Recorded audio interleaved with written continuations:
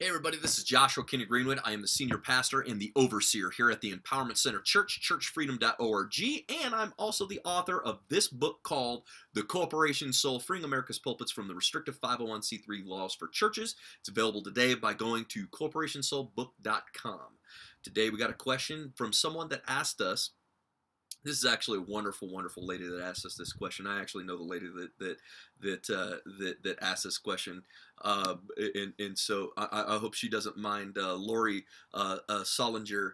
Uh, she's. I'll tell you, if it wasn't for sisters like Mrs. Solinger, I'll tell you, churches wouldn't even be able to function without folks that help pastors in ministry.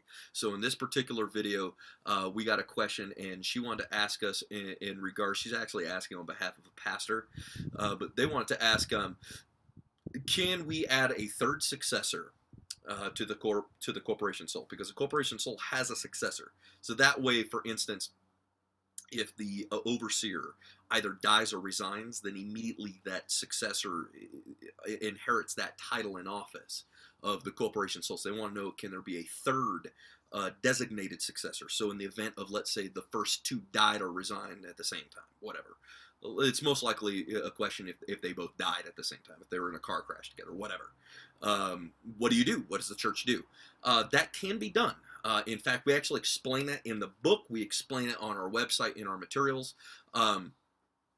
It's actually a very, very, very simple thing. You'd actually create a third amendment to the church establishment affidavit.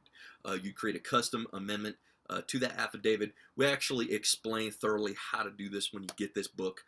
The actual steps to go about doing that. But you can add a third amendment, and the church elects whoever the successor is.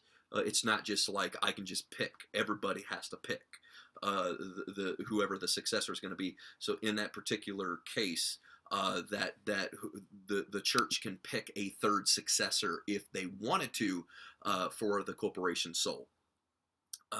If you'd like to know more, if you'd like to get literally every single answer in the world related to the corporation soul, it's right here inside this book. You go to corporationsoulbook.com. You get it right from there. It goes right from Amazon. It actually contains links where you can get edited versions of everything, the church establishment affidavit, I mean A to Z.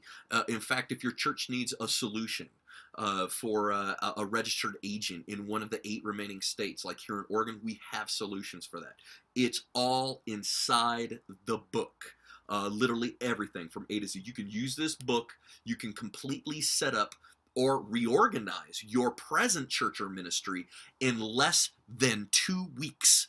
Okay, I'm talking if you had a mega church and you wanted to completely free it from 501c3, okay, and you wanted to get a corporation soul, completely nullify 501c3 in your ministry, and get your church out of the jurisdiction, not only 501c3 but gender laws. You can do that through this book in as little as 2 weeks. So make sure that you end up getting. This book. Now, if you have an additional question, go ahead and leave it in the comment box below. If it's an original question, we'll include it here on our channel, here on YouTube.